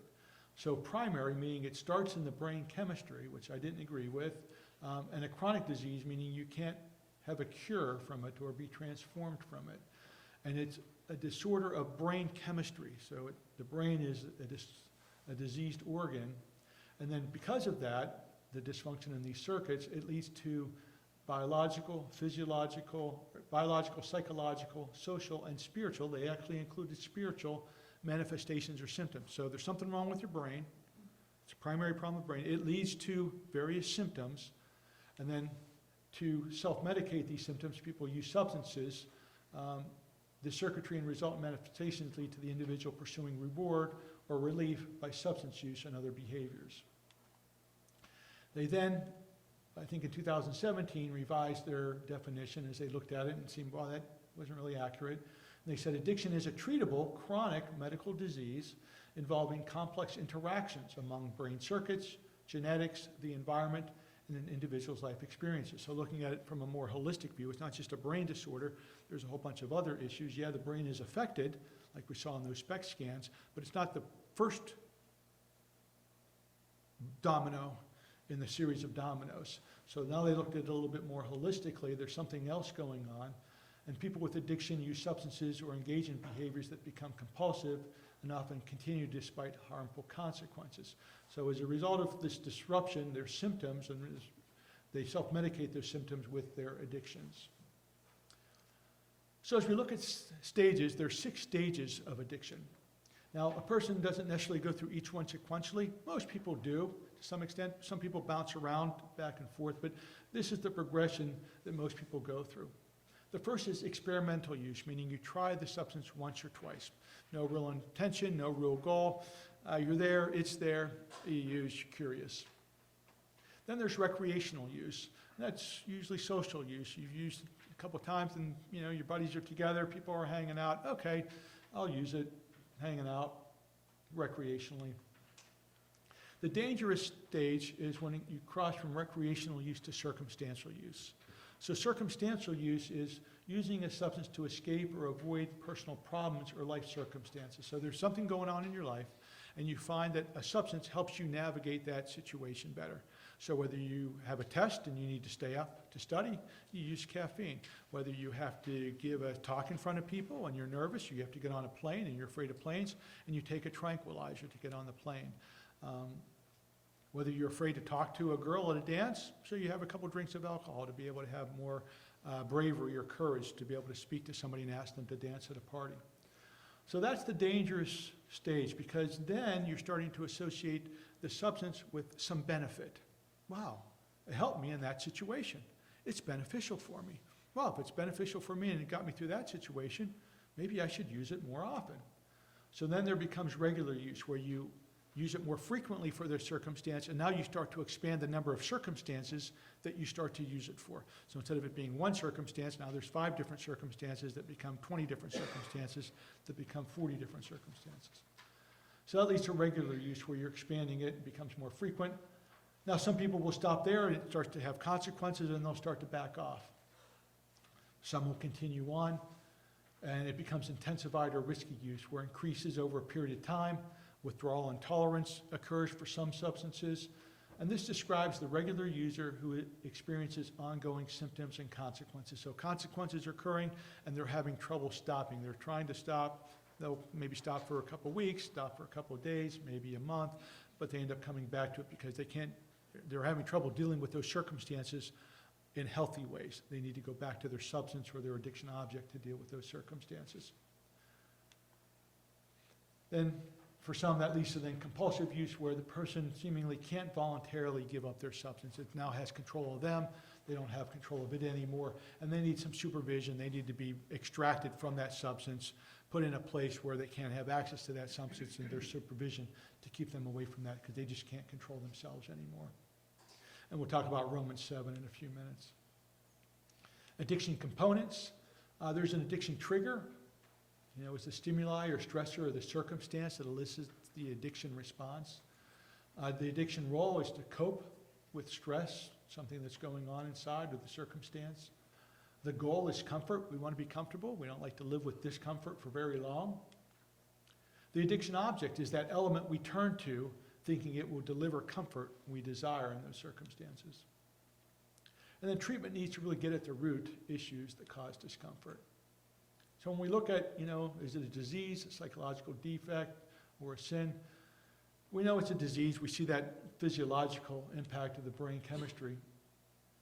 We know the circuit's injured. We see that in studies. Even process addictions like pornography or gaming addiction or social media, gambling, we see physiological changes in the brain. But in the 50s and 60s, 40s, we started to do these studies with rats. Now, I'm not a big advocate of rat studies. To me, extrapolating from a rat to a human is a really big stretch. Rats don't have the psychological apparatus that humans do. Our psychological apparatus plays a big impact in our brain functioning and how we manage things. Also, we have a spirit. Rats don't have spirits, so there's a big spiritual component that we can't account for whenever we're doing rat studies. So we do a lot of these animal studies, especially rats, and we try to extrapolate. I think we can extrapolate to kidneys, we can extrapolate to livers, we can extrapolate to hearts, but trying to extrapolate to the brain and brain functioning is a really, really big stretch. But we did these studies. We put rats in these steel cages. We put 2 bottles of water, regular water and drug-laced water, in the cage, and we found that these rats always overdosed with the drug-laced water. So we had this big issue with Vietnam, where all these people were going overseas, all these our soldiers, and they were using opium over there in the southeast, becoming opioid addicts, either because of pain, because of being shot and having injuries and being on opioids and morphine, or because of the opioids and heroin that was there. Like, man, we're going to have a big problem when they come back to the U.S. because we don't have enough rehab facilities to treat all these people. But when they came back, not that many of them had significant addiction issues. So this guy, Bruce Alexander, a Canadian psychologist, did this study, famous study called Rat Park. And what his premise was that, if you put me in a steel cage all by myself with nothing to do except drink this stuff, I'd probably drink it and overdose too. So he made Rat Park. Rat Park was this sort of amusement park for rats with a lot of things to run around on, to play on, wheels, a bunch of other rats to play with, a lot of food, having sex, playing with a bunch of other rats, balls, all kind of different things. And he put the same 2 bottles of water in Rat Park. They would every once in a while drink from the drug-laced one, but but none of them ever overdosed on it. So a controversial study, people have tried to mimic it and haven't been able to as fully as he did. But it makes sense that there's this circumstantial element, in that circumstantial stages. If your circumstances are adverse, you're going to be more apt to fall into addiction struggles. So addiction is never the primary issue. Where we've struggled with treating addictions is we look at addictions as the primary issue. Addictions are never the primary issue. There's always an underlying psychological issue that we struggle with that we're then using the addiction object to self-medicate, to anesthetize, escape, or to distract us from. The opposite of addiction, I believe, is belonging. When a person doesn't belong, when they're not connected, they then drift, they're isolated, they're in pain, they don't know how to access help for that pain other than looking at a quick fix of a substance, and that substance becomes the thing that they end up having a relationship with. As they use that substance more and more, their island drifts farther and farther away from connection and belonging, and this spiral just continues to spiral out of control. A way to look at spirit, mind, body elements is we look at type 2 diabetes. Type 2 diabetes is the diabetes people get when they're older, not the juvenile diabetes type 1. So type 2 diabetes, it usually starts as a spiritual issue, that people want peace, freedom, stress relief, healthy living, but they have trouble accessing it in their particular ways, and they find food as a way to navigate that thing and get their peace, joy, freedom, reward in life in various ways when stressed. Which then, over and over, it starts to become a psychological issue of looking to food in a repetitive decision-making process to soothe and cope. And they give into that temptation. After doing that for years and years, it affects our physiological body so that our body isn't as sensitive to insulin and the effect for our sugar metabolism, so our sugar blood levels go up and it affects our pancreas. Now, when a person has significant diabetes after a progression for 10, 15, 20 years as this process plays out, we don't say, hey, it started as a spiritual issue. You have to have more trust. You have to pray harder. You have to read the Bible more. We don't say, hey, it's a psychological issue. You need to make better decisions. We say, hey, you got this sugar issue. You got to take this insulin or these hypoglycemics to bring your sugar down, or you're going to have a diabetic coma and die. Now, we give them the medication, but we don't just say, just take this medication, everything will be all right. We say, take this medication, but work on the psychological skills and work on the spiritual growth so we can address all three spheres of this process. So the Bible discusses addiction in Exodus, first commandment. You shall have no other gods before me. Right? No other gods before me. Well, these addiction objects are God, something we're putting in front of God. Second commandment, if we don't get the first one, he says, well, you should not make for yourself any idol or any likeness of what is in heaven above or in earth beneath or in the water underneath the earth. All our addiction objects would fall somewhere in that realm. You shall not worship them or serve them, for I, the Lord your God, am a jealous God. And so whenever we fall into addiction, that object becomes our God. It becomes our master. We now serve that object. The greatest commandment, love the Lord your God with all your heart, soul, mind, and strength. When we're addicted to an object, we're loving that object more than we're loving God. We're loving that object more than we love ourselves. Ezekiel 14, idols of the heart lead to destruction, and God condemns them. Isaiah 26:3 is my life verse. He gives him perfect peace, whose mind is fixed on thee because he trusts you. Again, that's where we get perfect peace. We don't get perfect peace in anything, that we find here on earth. Amen. Ephesians 5:18, don't be drunk or influenced with wine, for that is wickedness, corruption, or stupidity, found in one translation. But be filled with the Holy Spirit and constantly guided by him. And so as we look at psychedelics, as we look at marijuana, as we look at these different things that are addiction objects, we don't want anything else influencing us, distorting our ability to think and process, figure out what reality is, and respond to reality clearly other than God. So we're designed to worship God. Misplaced worship leads to idols, worshiping idols, and that leads to addiction. It goes deeper than behavior or brain chemistry, the physiological or the psychological, To me, worship is perceiving God accurately and then responding appropriately. Perceiving God accurately, responding appropriately. So addiction is just misplaced worship. We end up worshiping the created and not the creator. Addiction is promoting something other than Jesus to the center of our life or heart. I'm not a theologian, but I heard that gravity and glorify have the same root. And it makes sense that something that you glorify is sort of at the center of your universe. Just like the sun is at the center of our universe, things are at the center because it has the greatest weight and produces the greatest gravitational pull and forces on everything else. So it determines the orbit of all the things around it.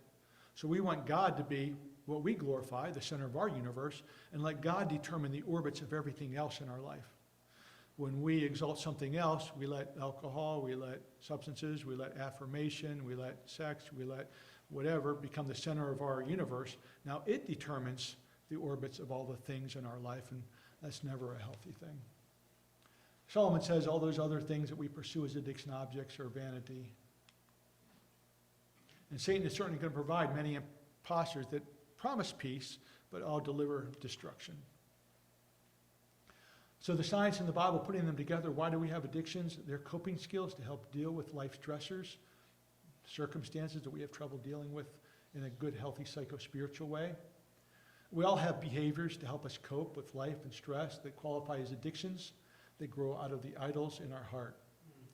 My definition of addiction is choosing or pursuing something other than God or God and his healthy solution in a habitual, pattern, or repetitive way to get a particular need met. Pursuing or choosing something other than God in a habitual, pattern, or repetitive way to get a particular need met.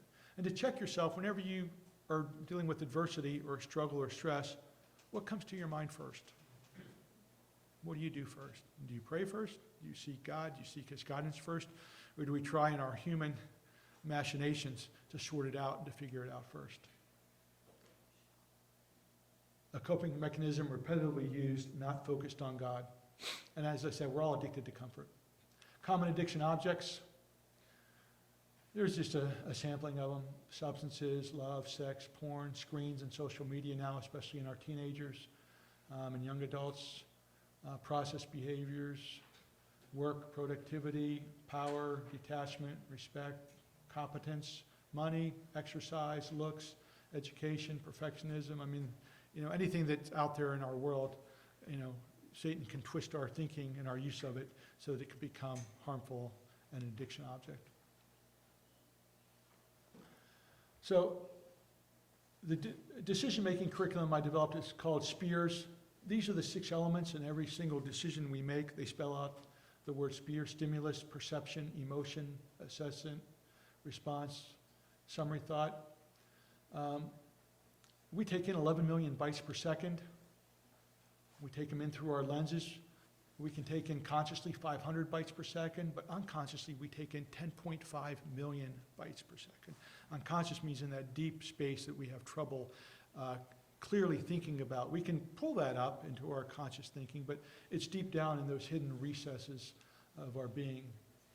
Our perception then leads to our emotions. Our emotion, we then assess what our options are and the pros and cons of those options. Then leads to a response, a summary thought: whoa, did this work for me? And so whenever we're faced with a situation, we're searching our database of all our experiences, everything we've learned, everything we've been through, to see, what do I have down in there that helps me understand this situation clearly, and then process it and figure out what decision do I need to make based on everything I've experienced in my life. And so we're told to take every thought captive to the obedience of Christ. Not just our conscious thoughts, but it takes a lot of training for us to take our unconscious thoughts captive as well. Viktor Frankl was a psychiatrist who was in a couple different concentration camps in his earlier days. He said, between stimulus and response, there's a space. In that space is the power to choose our response, and on our response lies our growth and our freedom. So we're all going to experience a stimulus. Between stimulus and our decision, there's a space. I call that space our essence space, because what goes on deep inside us, that really reveals the essence of who we are. The root psyche in psychiatry means the inner being, the spirit, or the essence of a person. So psychiatry is just the understanding of that essence space and why we make the decisions we make. Therapy, with the sanctification process, is helping us understand, well, what's deep inside of us? How do we take account, be aware of it? There's accurate information in our database. How do we keep that and use that? And there's inaccurate, there's lies, there's brainwashing that Satan has planted in there, and we've allowed that. How do we purge that information and replace it with the truth? That's what we try to do at Honey Lake Clinic, and so much of that involves an understanding of spiritual principles and psychological principles to help a patient understand and get at that deeper space. Just to understand that deeper space, here's an example. At the Last Supper, Jesus says, hey, Peter, you're going to deny me tonight. Not once or twice, but actually 3 times before the cock crows. Peter says, you're right. I'm always messing up. I'm so impulsive, emotional, immature. I can't believe I'm still messing up. Forgive me now. All right, well, that's not what Peter said. Peter actually said, even if I must die with you, I won't deny you. Right? So intellectually, he knew what the right answer was, but a few hours later in the courtyard, he totally chokes, right? And he denies him. So in his unconscious space, he was faced, here's the situation, this person's asking me, do you know him? And all this stuff is gurgling around in his unconscious space, and he bursts out, nope, never saw that guy. I don't know that guy. I think you're mistaking me for somebody else. I've never seen that guy in my life. Even though he just a few hours earlier auditioned his response. So intellectually, in our conscious space, he had a way of making decisions, but he didn't account for the unconscious stuff that was going to eat at him. Romans 7, I call this the addict's lament. This is Paul writing. And I'm just sort of paraphrasing and making it a little briefer here, but he goes, for I do not understand my own actions. I mean, how many of us have said that at times, right? I don't understand what the heck I'm doing. For I don't do what I want to do. The good things I want to do, I don't. But I do the very thing I hate. For I have the desire to do what is right, but not the ability to carry it out. For I do not do the good I want, but the evil I don't want to do is what I actually keep on doing. Wretched man that I am, who will deliver me from this body of death? Thanks be to God through Jesus Christ our Lord. So then, I myself serve the law of God with my mind, meaning in my conscious space, like Peter did in his conscious space, he serves the law of God, right? He understands what the right thing is. But with my flesh, in my unconscious space, I serve the law of sin. So we all have this struggle, and this is what addicts struggle with. And as we work with people, whether they be patients or our kids, we want to help them understand that unconscious space, being able to figure out what's going on in that deeper space. So how do we help kids? Amen. A basic thing, don't leave addicting meds in the medicine cabinet or lying around. You wouldn't believe how many kids I've treated, and they go to farming parties with their high school friends, and they go to the medicine cabinets before they leave the house. They pull out all the bottles, and they bring them to the thing. We put them in a big bowl, and they just pass the bowl around. They don't know what the heck they're taking. They could be taking a tranquilizer, taking a seizure med, taking an Oxycontin, taking an antibiotic, taking something for diarrhea, something that's a laxative. They don't know. They just put their hand in, take a few, and so don't leave things laying around. It's just an easy one that we can all accomplish. A parent's primary role is to produce consistent, godly decision makers. We want our kids to grow up to be consistent, godly decision makers. Not just hearers of the word, but doers of the word. Now, how do we do that? First of all, expectations and rules.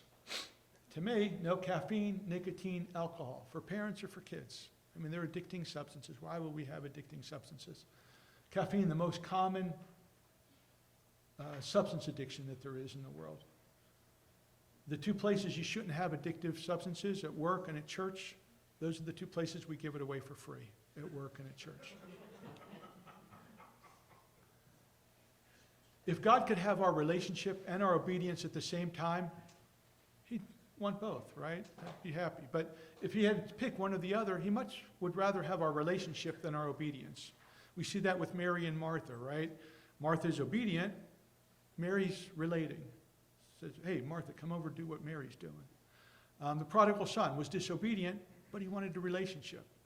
The father's like, yeah, come on, I don't care about your disobedience. Come on back. Let's have a relationship.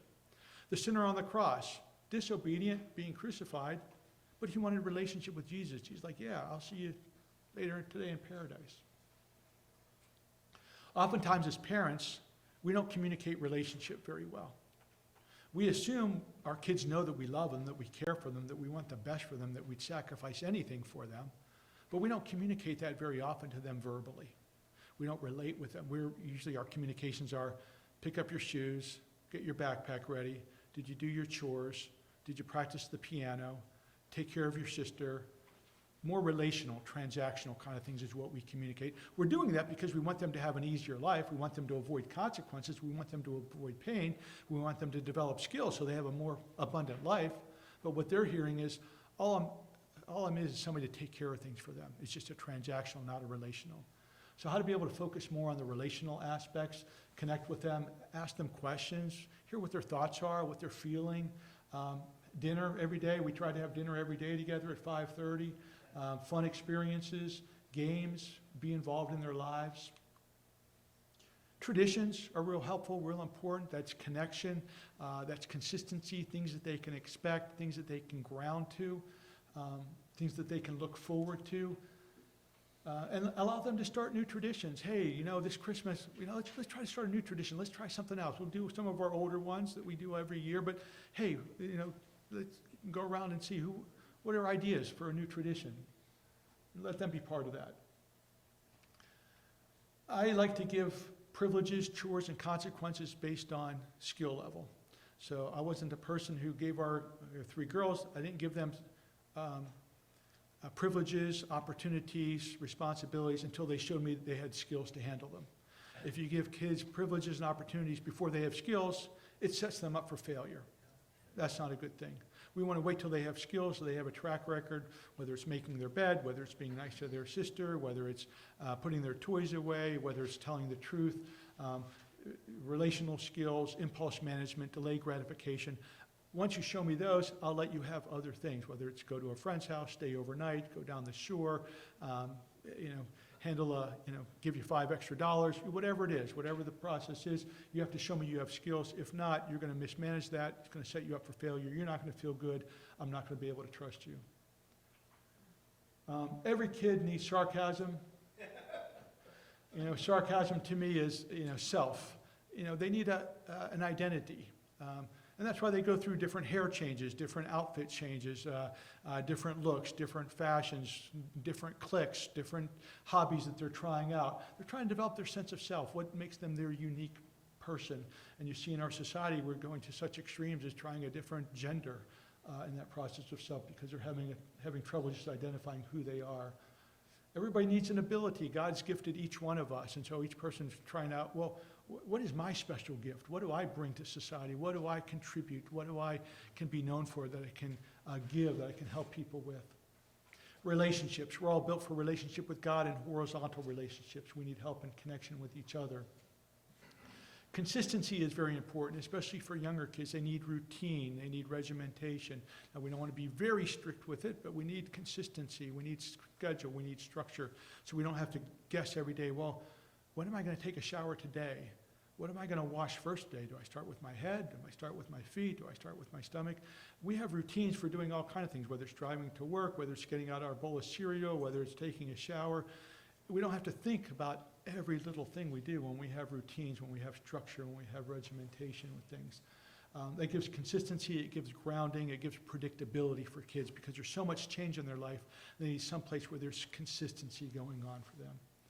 Adoration or unconditional love, they need to know that somebody's in their corner, somebody has their back, somebody's going to be there no matter how stupid their mistake is, no matter how bad they screw up, no matter how bad their mistake is, that there's somebody there that's going to take care of them, they're going to be with them, that support them, to love them, and to accept them. They need security and safety in all kinds of different levels, and they need meaning. Why are we here? What's going on in the world? What do I mean to the world? What do things mean to me? What's the meaning of life? Obviously, we want to try to help them with these things, but we want to show them we're not perfect at it, but God is the perfect provider of sarcasm for them. You want to prioritize your child, as biological parents, you want to sacrifice them. Fathers in town, it's sad to me how many fathers travel so much away from their kids. The biggest predictor of outcomes for kids, both male and female kids, is the father at home and emotionally engaged with the kids. That's the biggest predictor of outcomes for both boys and girls. It's not the mother. I think we all think that, well, that's my mother. Mothers have me. They have maternal instinct. They're always going to be there. So it's not whether the mother's there or not, but is the father there or not? He has to make a choice. Am I important enough for them to make the choice to engage and be there with me? Obviously, having the mom at home to give that stability, that consistency, that nurturing environment is a helpful thing too. And I think part of our dissolution of our society is where we've come over the last 50 years with fathers traveling all over the place to work, and single parent homes certainly, and then moms being out of the home for significant amounts of time. Equipping, we want to equip our kids, role model, that Spears process. We want to be able to think out loud our decisions, so our kids see that decisions come from something inside of us. They just don't magically appear. We're just not a slot machine that just spits them out. There's not going to be a lightning bolt when they turn 18 at graduation that comes out of the sky and gives them decision-making skills. They need to learn that from us, but not many parents. Mine certainly didn't. I know my grandparents didn't do it for my parents. My great-grandparents didn't do it for my grandparents. As adults, we don't like to think out loud in front of our kids, so they can see, oh, here's what mom and dad are wrestling with, or here's the situation. Wow, there were 3 ways that they could have saw that? I didn't realize that. And well, those are different ways than I would looked at it, and there were these emotions that came out, and then there were these options, and they're weighing these options and the pros and cons, and then they pick that. Think out loud. Don't be afraid to think out loud. Don't be afraid to show them that, wow, I don't know the answer to everything, and I'm not the all-powerful Oz. Interpret reality for them. We want to interpret reality. They have a hard time understanding what the heck is going on.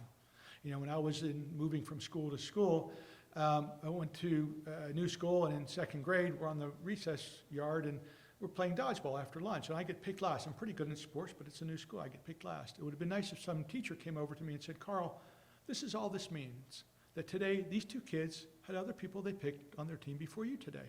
That's all it means. You could have fun playing dodgeball. You could be the MVP of the dodgeball game. You can make new friends. You could go in, trade a cookie for an Oreo and make a new friend. You could crush the spelling test we're going to have. You could go home and play Frisbee with your folks and play board games. You can invite them to these kids' party in 2 weeks. All this means today is these 2 kids picked other people on their team before you. Well, no teacher ever came and said that. So my interpretation was, I'm a loser, I'm a failure, I'm not going to have any friends. It's like all the other schools you move into. Nobody's going to sit by you. It's going to take 6 months before you make a friend and connect with somebody. That wasn't the reality of the situation, but in my mind, that's what I interpreted it as. So we need to interpret for our kids. They have trouble interpreting reality. Even adults have trouble interpreting reality. We need to step in and be interpreters, be translators of what's going on, and ask them, hey, how'd you see this situation? Well, here's how I saw it. What's another way to see it? What are some of the feelings you had? Why did you have those feelings? Have those conversations, relate with them. Practice decision-making out loud, like I said. Help them manage their emotions, have them outlet their emotions in the right way. Emotions are just warnings, a warning system. Help them outlet it. If they don't outlet it in the right way, if they just stuff it, it's going to blow at some point and come out in a lot of inappropriate, unhealthy ways. Initiate regular discussions about their thoughts, emotions, fears, and successes. Go around the table. Hey, what were your highs today? What was your low today? What were you afraid about today? What was your success today? Bring God and the Bible into discussions so they see that that's really an integrated part of their life, not just something we do on Sunday, Wednesday night, and otherwise not really. Protect them from social media, screen limits, no TV in the bedroom. What can schools do? Stop supplying caffeine. We have such an agitated, frustrated, irritable, edgy society. A lot of it because we have caffeine on every street corner. Offer parenting classes. There's so many different Christian groups out there that have parenting curriculums that are helpful, and every time they implement them, all the different parameters go down that are unhealthy, and all the good things go up. Involvement in extracurricular activities, and achievement, and grades, and sustainment in school. Provide prom, homecoming, graduation, fun, safe, alternative activities. More psychological education. Teach kids, hey, you only get one brain. Protect it. Protect it all you can. Don't expose it to toxins. Life goes the direction of your brain. You harm your brain, your life doesn't go well. Identify both perpetrators and victims. Those are significant harmful elements in our society. Usually people that are perpetrators have been victims at some point in their life. Teach kids conflict management skills, and then use peer-directed conflict resolution teams. So let kids referee kids and help mediate conflicts between two peers. It's amazing how that grows a middle school and a high school group. Teach them emotion and feeling awareness and regulation skills, communication skills, how to listen, how to communicate and express appropriately. Now all they do is they know like 144 characters, or a little with this or an emoji that. That's what their communication is. They don't really know how to communicate face to face, and they're afraid of causing any conflict, and they can't deal with any conflict in any kind of actual human interaction. And forgiveness skills, so important. Help them identify their goals, and then say, hey, what skills do you need to attain those goals? And some of their goals might be, I want a big house, or I want a fast car, or I want a hot girl, or whatever, I want a lot of money. And then we can sort of go from there and say, okay, well, what would that get you? Or how would you feel if you got that? To be able to find psychological and spiritual skills of autonomy, hope, freedom, peace, joy. So, wow, those are great goals. That's awesome. I can't wait. I'd love to see you walk into those. Now, what kind of skills do you think you need to be able to attain those goals? And so for most kids, their skill level is here, their goals are here, so we got to do one of two things. We either have to lower our goals to be commensurate with our skills, or we have to raise our skills to be commensurate with good goals. So we want to acknowledge, hey, you got great goals, but in order to get those goals, we're going to have to up our, level up on our skill game here. So here's how we can do that. What can we do from a legal system standpoint? Don't decriminalize these substances. Let's institute drug court for nonviolent offenders. And in drug court, you would give consequences for violations and not necessarily jail. You get house arrest with certain powers or privileges for school, work, family, or important activities. They would do community service, mandatory work, and fines taken out of their checks. Mandated to help prison ministry organizations to see what really happens when you lose your autonomy because of poor decision making. That really opened my eyes when I went to jail. I mean, when you found out that you couldn't even eat or sleep or poop when you wanted to. You or somebody else was dictating when you did those things whenever you took a lot of pride in, wow, I can be king of my own. You weren't king of anything. You were subservient to everything in your life at that point. Writing letters for contrition to people that you've wronged or people that have struggled in those situations, or even writing letters to yourself of, hey, what can you tell yourself, either your future you or your past you, to help avoid the situation that you fell prey to.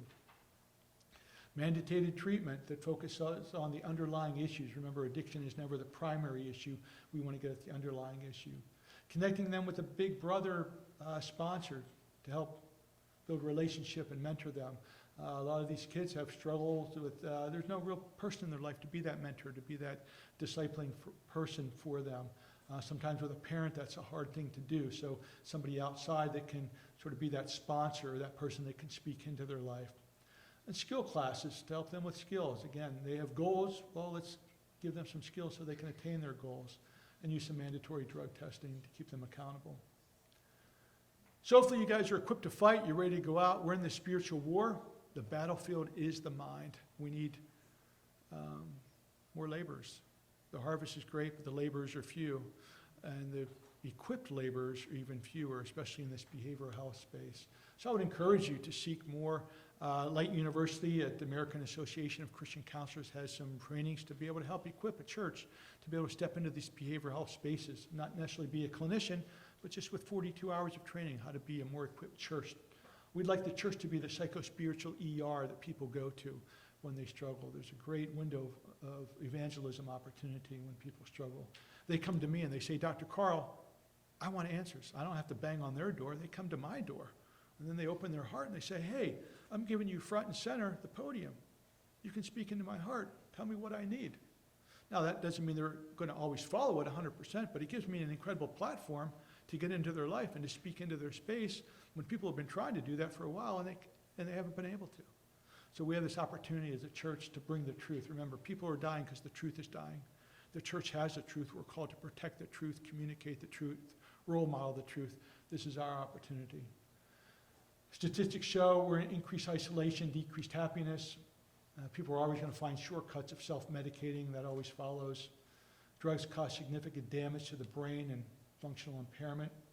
They might provide some therapeutic acute benefit, like MDMA might, psilocybin, but altering perceptions and providing a door for demonic influence is very dangerous. Home schools and legal system play key roles in fighting substance abuse. Psychedelics might help, but need lots and lots and lots of oversight and still a lot of research before we can even start to move that needle there. We're just going so fast, so quick in such an unknown, dangerous area. I think we can still, like what we do at Honey Lake Clinic, get to that same place that we're trying with these MDMA, with ketamine, with psilocybin, that psychospiritual openness for a person and brain plasticity, using good psychospiritual modalities and interventions like we do at Honey Lake. Awareness, prevention, and treatment of the underlying issues is essential, not just the behavior, but the underlying psychological, spiritual issues and equipping. And then SPEARS, that decision-making curriculum, is a key process to taking every thought captive and transforming our essence space. And that's it. Thanks for joining the fight.